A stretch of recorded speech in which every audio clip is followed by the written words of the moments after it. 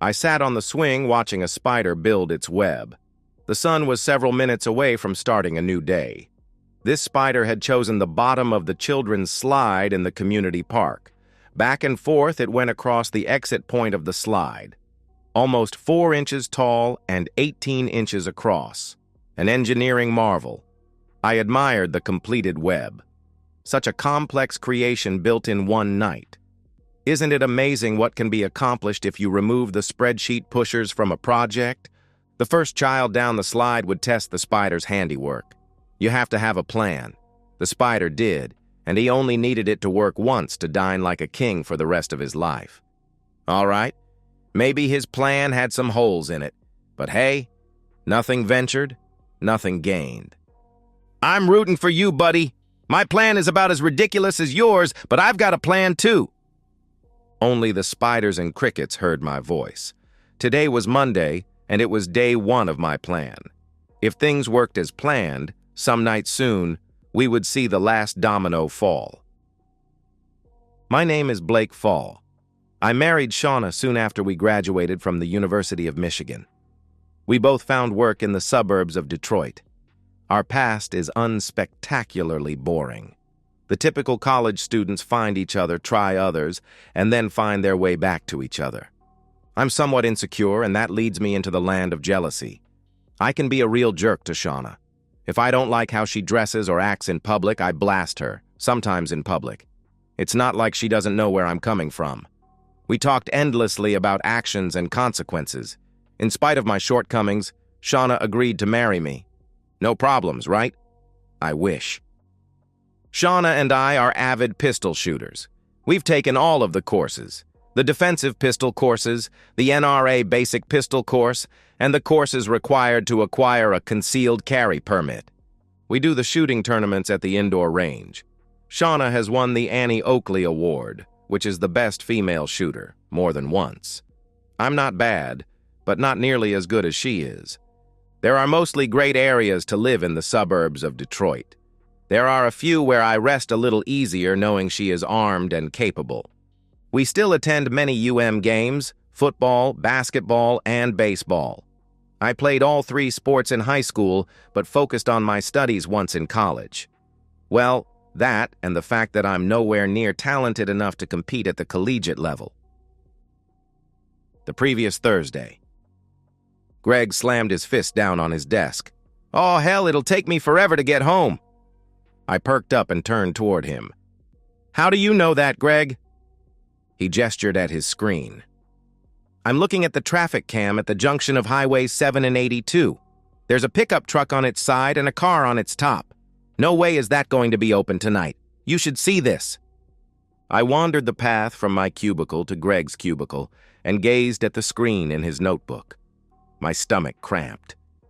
Standing with the paramedics, gauze wrapped around her skull, was Shauna. At least I think it's her. She has a very distinctive tattooed left arm from the shoulder to the wrist. The people on the cam were a little too small to confirm my suspicions. Apparently her flight to Chicago left without her yesterday. The truck on its side was familiar to me. I just couldn't put a name to it. I leaned closer to the screen.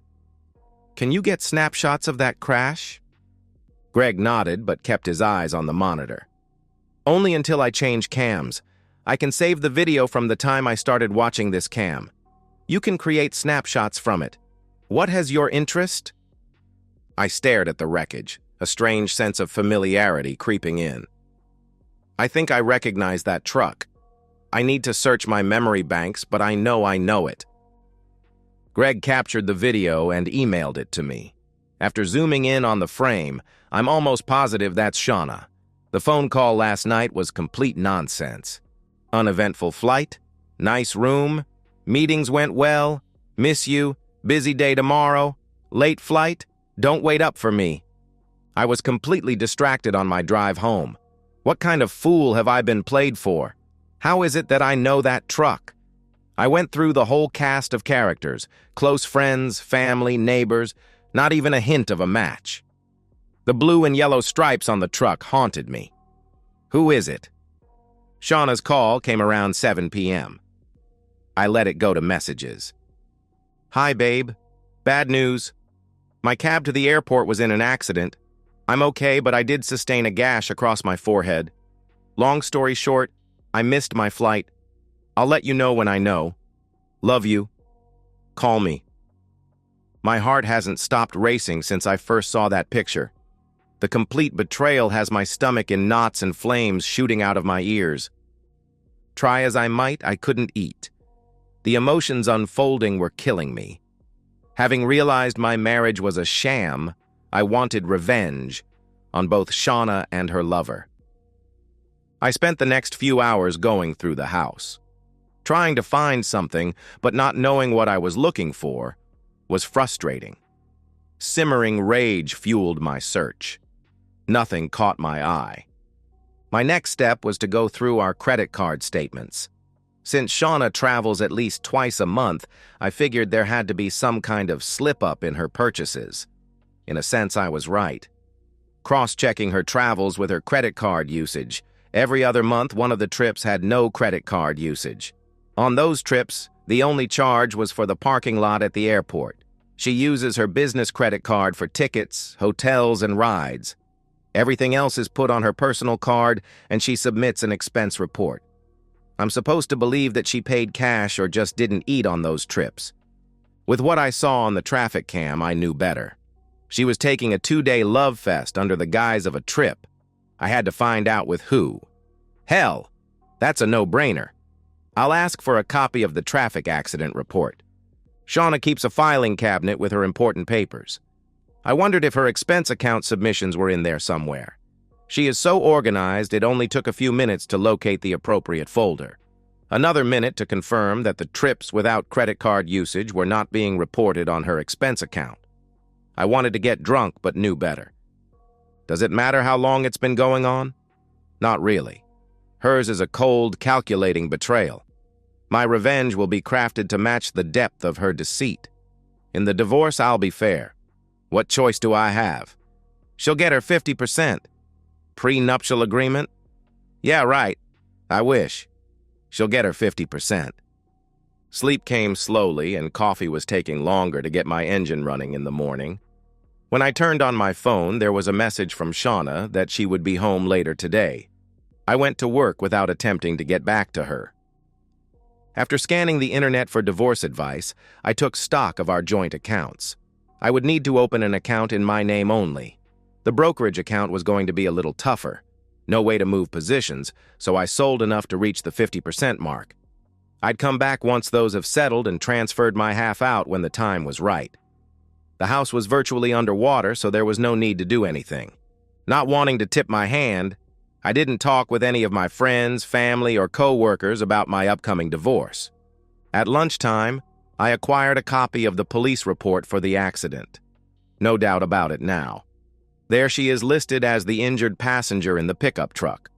The name of the owner of the truck, Ray Stronzo, was not one I recognized. It still baffled me how I thought I could recognize that stupid truck. At least I had an address of where her lover lived. It was 3 blocks from where we lived. A quick online check produced the deed on the address. Loverboy owned it with Jill Stronzo. I'd guess that's his wife. Other web pages I found gave some personal information for both Ray and Jill. It looks like both of them attended the same high school as Shauna. When Shauna called around quitting time, I figured I'd better answer or she'd know something was wrong. "You're back. I've been trying to call you since last night. Is everything okay?" she asked. "I'm surviving. I did find my phone powered off this morning and again around lunch. I guess I should take it in and get it checked out. How was your trip?" "It was fine until the cab ride. I'll have to cake the makeup on to hide this cut on my forehead. Take a girl to dinner?" she asked. "Sure, someplace light. I don't have much of an appetite. Choose a place and I'll meet you there." I took the long way to the restaurant. Driving by the Stronzo residence, I did not see the truck out front. There was a flag dangling from the porch that clued me in. A University of Michigan flag. This is the truck we see when we are tailgating at the Michigan football games in Ann Arbor. That's why there are blue and yellow stripes on the truck. We always head to the same area for tailgating, and the Stronzos did the same. I just assumed he and his wife were friendly to everyone. At dinner, I really did, but Shauna could tell something was wrong. Is there something bothering you, Blake? You seem really distracted tonight. A lot on my mind. Don't let it bother you, I replied. When Shauna started the nightly ritual of makeup removal, I crawled into bed and feigned to be asleep. Shauna was naked when she slid into bed and snuggled. All I had to do was imagine her betrayal, and I remained limp. She shook me a little but abandoned her amorous advance. Shauna was sound asleep when I left for work in the morning. I tore through her car and found a cell phone hidden in the back seat cushions. Powering it on and scrolling through the texts solidified it for me. Shauna and Ray have been going at it for months, if not longer. One text in particular sent me off the deep end. Well, kids, I'm not sure what your punishment is going to be, but there will be a price to be paid. I'm not a violent man. I can't see myself doing anything physical to either of them. Some creative thinking was required. I decided an appointment to talk with an attorney would be detrimental to the plan I had in mind. I was going to be completely blindsided when she admitted her affair. If my plan comes to fruition, I'd have to act quickly to protect what I could. I bought what I needed and spent the weekend avoiding Shauna. She wanted to make love on Saturday, but it was simply me climbing on, getting off, and quickly falling asleep. Shauna tried again. Sunday night, I again held on to the image of her betrayal, and she failed to excite me. Frustrated, she gave up, and we drifted off to sleep. I got up early Monday morning and spent some time in the park. I needed to make certain this was the path I really wanted to take. Thinking back to that text message convinced me to proceed. From the perspective of Shauna, I thought I had things under control until that phone call. Monday mornings are always a busy time at work. I handle several calls an hour. I jumped on the call when my office phone rang. The caller ID showed private. This is Shauna. I know what you're doing with Ray. I want in on the action. The quiet voice was that of a male. The voice had an annoying, higher nasal pitch. He disconnected before I could respond. My mind was racing. Hell, I've been found out. I wasn't myself the rest of the day or that evening.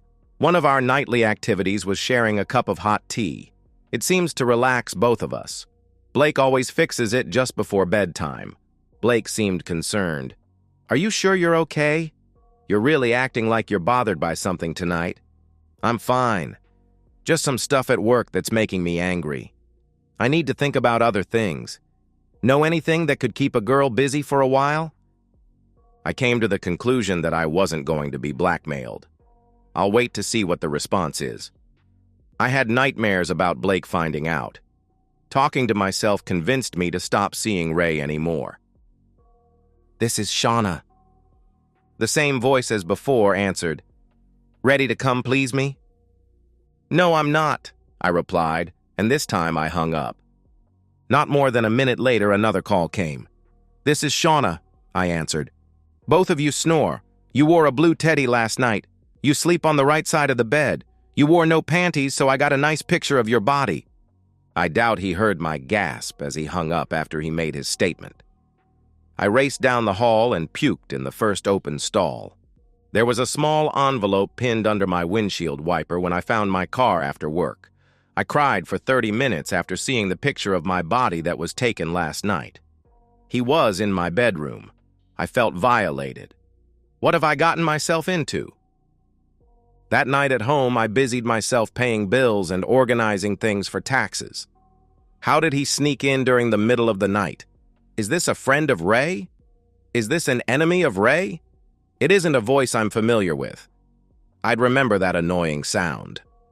Blake, do you think we can put a latch on the outside doors? I asked. I guess so. What makes you bring that up? He replied. Just hearing about recent home break-ins. I don't want someone getting into our house when we're home, I answered. I'll put in on the honey-do list.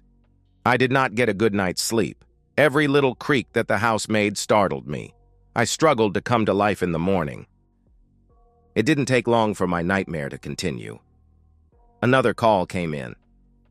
"This is Shauna," I replied. The voice I'd been dreading replied, "Nice pair of pajamas last night. No body shot for me. Ready to be my love woman?" "Who are you? What do you want?" I asked. "You know what I want. Have you ever tried restraints? Your place or mine?" he answered. "Come to my place, jerk. I'll blow a hole the size of a tennis ball in your chest," I roared. There was no response. I asked for and received a 2-hour lunch break. I was a mess. Who can I turn to? I've kept my affair with Ray a secret from everyone. That's not right, is it? Everyone except for at least one stalker. Blake and I had intimacy again. Now I'm wondering if he knows something. He's not acting like it, except we aren't making love anymore. Maybe we haven't made love for a long time. I've been so preoccupied with having intimacy with Ray that I guess I may have let my home love life slip. Only getting a couple hours of sleep is starting to take its toll on me. "Blake, I think I'm coming down with something. I'm going to sleep in the guest bedroom so you don't get it." No, with my back I'll move. I like the stiffness of the guest bedroom's bed. I'll sleep there," he answered. "Blake, I've been having some nightmares. I'm going to keep my gun with me at night. Make a lot of noise before coming into the bedroom." "Will do. I don't need Annie Oakley doing a number on me. Why don't I put a handle that locks on the bedroom door? I'll put it on the honey-do list. Sleep tight." Now I'm really wondering if Blake knows something. What's this sleep tight stuff? He always used to end his good nights with "love you." When was the last time I heard "love you"? After Blake went to the guest bedroom, I pushed a chair up against my bedroom door. I put some trinkets on the windowsill and slid my gun under Blake's pillow. Hopefully, if my stalker shows up tonight, he'll make enough noise to wake me and I'll blast his back. Another call came in. "This is Shauna," I replied. "Well, I dropped by, but I don't see a hole in my chest. Nice trinkets. I took a few of them. With Blake in the other bedroom, maybe I could drug him, then you and I can have a lot of fun. That headboard should work just fine for the handcuffs." He hung up before I could react. I raced home for lunch and 3 of the trinkets were missing. I hurled in my own toilet. What in the hell have I gotten myself into? If I go to the police, Blake will find out about my affair. What choice do I have? I have to tell someone. I'm not going to be some stalker play toy. Ray wanted to get together this evening, but I begged off. I have a burner phone I keep in my car and I use it to communicate with Ray. I told him we need to chill for now. His texts indicated his displeasure with that decision. I don't know if my stalker found me by following Ray. I'm so scared and confused. Should I just submit to him? Where does it end? Maybe I should tell Blake and get his help. My poor performance at work has been noticed by my immediate supervisor. I got the standard pep talk. That is so embarrassing. I've never needed one before. I could feel the eyes and hear the snickering as I headed to his office. I cried for an hour before Blake came home. I cleaned up and put a little fresh makeup on before joining him for dinner. After stringing some bells on the window and door, I felt a little safer. Try sneaking in now, pervert. Friday morning, I did my best to be productive. That only lasted until his call. "This is Shauna," I answered. "Nice touch with the bells. You had me worried for a minute, but you slept right through it. Did you see that I emptied your handgun and put the bullets on the windowsill? I returned your trinkets too. Are you ready now?" "I need Blake. I can't do this alone. If I tell him, I may have to do this alone anyway. What a mess. The weekend can't come soon enough. At least he won't be able to torture me at work. Hell, what if he plans on doing something to me this weekend?" I'd been in no mood for intimacy, and Blake was perfectly happy avoiding me. With a trip scheduled for next Wednesday, I didn't know whether to take it or cancel it. When is the bastard planning on coming for me? Is he sick enough to follow me on the road? Blake was sound asleep when I finished my shower on Saturday morning. He never sleeps late. I shook him repeatedly before he groggily came to life. He sat up and looked somewhat dumbfounded at me. "Wow, am I ever out of it today? What time is it?" "Almost 9. Are you feeling all right?" I replied. Rubbing his neck, he flinched. "What in the hell? I've got a sore spot on my neck." I looked, and there was a spider bite or similar on his neck. "Looks like you got bit. Let me get a patch for you." The rest of the morning was filled with normal weekend chores. Blake headed out for some Jamba Juice around lunchtime. My cell phone rang, and the caller ID was private. My mother hid all of her calls, so I answered. "Hello," I answered. "I tried my tranquilizer dart on Blake last night. I see he's still alive, so I think we're good to go. I'll bring some KY for you." I hit the end. I was shaking and my legs were weak. Try as I might, I couldn't contain my stomach. I sprayed half a can of deodorizer to fully hide the evidence. I have to tell Blake. I can't keep this up. I can't tell Blake. I'm so confused. Why did I ever do this? My head was spinning. All of this drama for what? Some monkey intimacy. It's not love. Hell, Ray was never that great even in high school. What the hell was I thinking to ever get involved with him? Sunday was no better than Saturday. Every time my phone rang, my blood pressure spiked. When I answered the private call, he was there again. Blake was in the backyard working on the mower. "Hello," I answered. "Time's up, Shauna. Next time you're alone, you are mine." The connection was gone before I could respond. I was sweating and shaking. Sooner or later, I'll be alone in the house. I can't take this much longer. The day dragged on. I was nervously watching the clock. I did not want to go to sleep tonight. Just before bedtime, my world turned on its side. "I've got to run back to the office. I shouldn't be gone for more than 90 minutes, Blake answered. "Please don't go, Blake. Can't it wait until the morning?" I asked. "I won't be gone long. See you in a bit." I made sure all of the doors and windows were locked. After closing the bedroom door and enabling the bells, I sat on my bed with the lights on. Grabbing the gun from under the pillow, I checked the magazine and confirmed it was loaded. My heart started pounding when I heard the floor creak. Panic set it. I vacillated, pointing my gun at the door and window. When the bell on the door dinged, I fired. I heard a groan and fired again and again and again. The door swung open and a body, dressed in black, slumped face down. I was trembling and looked down to see that I had peed in the bed. My shaking was so bad I had trouble using my cell phone. 911. "What's your emergency?"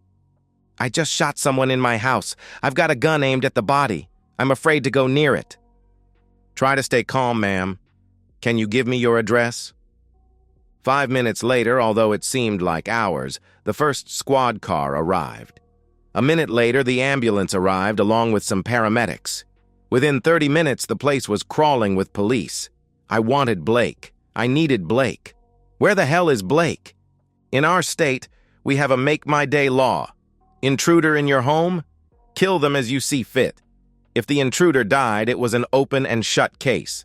The paramedics worked quickly to get the man to the hospital. He had lost a lot of blood but was alive. From the perspective of Blake. I told Shauna I was headed to the office. Once in the garage, I put on latex gloves. I found Shauna's burner phone in her car, copied the text that infuriated me, and then sent it to Ray. It was unchanged from what she had sent a few months ago. The time sent was almost exactly the same as before. I put her phone back where I found it. I pulled down the street and waited for her bedroom light to be the only one lit. I only had to wait a few minutes. I walked back and unlocked the front door. I hustled away and was at my office soon thereafter. We have lots of security cameras and I need my access card to get through the gate, into the building, and then into my office. I turned on my computer but just sat and wondered. Would it really work? Once I devised my plan, I bought a burner phone and downloaded the voice disguise app. I could sense the panic in Shauna's behavior that first night at home. Every night I would mix a sleeping sedative into her hot tea. Once down, she was out cold. That first night I repositioned her such that I could get a nice shot of her body. I printed it on our printer. The panic in her voice on day 2 was exactly what I was hoping for. Every night she was out cold so I could make lots of noise and she wouldn't stir. On Friday night I got up around 3 a.m. and used a safety pin to poke a hole in the back of my neck. Once I detected blood, I flushed the safety pin. Taking 3 sleeping pills, I was out quickly. I mulled over the text from a few months earlier that I had resent a while ago. He just left for the office. Get over here, her, for some love. You don't have much time. I figured my time to go home would be about an hour from now or when the police called. An hour meant the plan didn't work. The police would mean success. A call came in on my cell from my local government. "This is Blake," I answered. "Mr. Foley?" "Who is this?" I asked. "Sir, this is Sergeant Willis. There's been a shooting at your house. Your wife is unharmed, although greatly shaken. Are you able to come home and comfort her?" "I'm on my way. I should be there in 10 minutes. Don't you love it when a plan comes together? I arrived home to find the neighborhood flooded with red and blue blinking lights. Working my way past the sentries, I entered my house. Shauna leaped to her feet when she spotted me. She gave me a crushing hug and started sobbing. Detective Sampson sat down across from Shauna and me. She was still sobbing and shaking. "Mrs. Foley, the name of the intruder is Ray Stronzo. Do you know him?" "Oh, God, no. Oh, hell. I'm so sorry, Blake. Oh, God." And started crying uncontrollably. "Sorry, Detective. My wife is obviously distraught about this whole thing. Give her a minute to compose herself." "All right, let's try this again. It appears you do know Ray Stronzo. Is that correct?" In a soft whisper, "We went to high school together." About that time, an officer tapped Detective Sampson on the shoulder and whispered in his ear. He stood up and left the room for just a minute. I did my best to look shocked when he returned and started talking. "Mrs. Foley, I'm going to take you in for questioning. Officer, please cuff her. Shauna Foley, you have the right to remain silent." When Miranda was finished, I asked, "What's going on, Detective?" "We found his cell phone. Your wife invited him over this evening. We've got some investigating to do." "What the hell, you cheating woman?" "Blake, I did no such thing. Please don't go. I need you. Please." I stomped out of the house without looking back. It was all I could do to hold back my smirk. I watched from the driveway as they led Shauna away. She was still pleading, "Help me, Blake. Please, help me." Not a chance. "It's just a matter of time until they find your phone and the text you sent inviting Ray to come over." I made sure they locked up the house after the yellow tape was in place. I spent the night in a motel. In the morning, I grabbed a large decaf and headed for the park. It looked like my little spider friend was trying again. Don't stop believing, buddy. Even the most outrageous plans have a chance of working. Shauna used her one call to get her parents involved. The police secured a search warrant and found Shauna's burner phone. With a history of those burner phones talking and texting each other, it didn't look good for Shauna. My first call was to start divorce proceedings. Finances were identified and documented. Shauna would get her 50%, but I did not have to pay her legal fees for attempted first-degree murder. I took 50% in cash from our joint accounts. I opened an account in my name only and changed my payroll direct deposit to use that account. The brokerage account was easy as half of it was in cash. The divorce attorney got things going before Ray started any legal action. That was a good thing, he assured me. Once the yellow tape was removed, I packed up all of Shauna's belongings and dropped them off at her parents' house. I hired professionals to clean the house. My attorney accompanied me to the only questioning the police would ask me to attend. She was attempting to convince them that I set her up. That was the only thing that made any sense to her, as she was telling them that she did not send that last text message. When asked if they had cell tower information on her phones, they said that they did, and it matched my story and their assumption that she was a cold-blooded criminal. Apparently, Annie Oakley chokes under pressure. Only 2 of the 5 bullets had struck flesh. One ripped a hole, destroying a kidney. The other took a chuck out of his right ear. I guess I can live with that, although I was hoping for more out of all that pistol training. I watched from the gallery as she pled her case. She was being stalked, but told no one because of her affair. She never sent that text. My husband must have known and framed me. The press learned that she had been offered a plea bargain. I guess her overconfidence in her ability to handle a situation got the best of her again. Guilty. 20 years.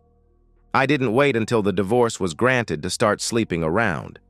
There are many groups willing to help out the humiliated husband once the wife is serving time. Shauna's assets were depleted rather quickly fighting for her freedom. I was not on the hook, and even if Ray tried to sue, there were no joint assets with any significant value. Paying through the nose to get a moral victory made no sense, so no lawsuit ever materialized. I really do need to get some help on how to deal with the jealousy thing. And so, we've reached the end of today's story. Was it what you expected, or did it take a twist you didn't see coming? I'm curious to hear your thoughts. Share them in the comments below, and let's get a conversation going. If this story kept you hooked, make sure to hit that like button. And if you're new here or just haven't subscribed yet, now's the perfect time to join our community. I bring you fresh, captivating stories every day, so click that subscribe button and turn on notifications so you never miss out. Thanks for watching, and I'll see you in the next one.